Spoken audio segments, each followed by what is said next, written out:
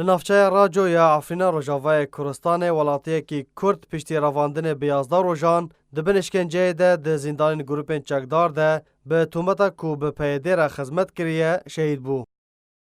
جدرین خوجهی راگهاندن کو جوان کردی به ناو محمد حنیف حسین کو به حماده تناس کرن ده نه نهان ده زندان راجو ده جبر لیدانا تند شهید بو.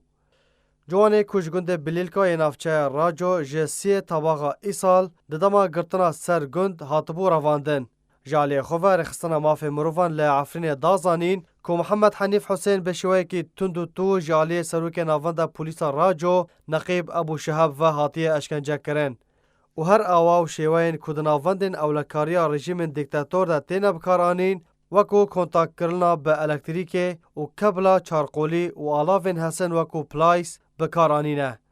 جبلیویه که نافبوری گفا نچارکرنا دانا پریان جبو سربس بردانا وی آراسته مالبات کربو.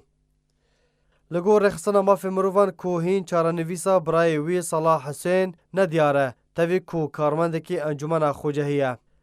لحریما چای کرمه د چارچوبه 15 روزن بوری ده سه ولاتین سیویل به بگونه هاتن ترور کرن. ده 25 طباق ایسال ولاتی به تمنی بناو محیدین اوسو جالی گروپک چکدار و هاته ترور کرن. هروها پشتی 12 روزان هفجین آوی یا بناو حوریه محمد بکر جبر لیدان و اشکنجه تند چو بردلوانیا خوده. هروها برودان جوان محمد حسین وکو سیم روش لحریما چای کرمهش ده تومار کرن.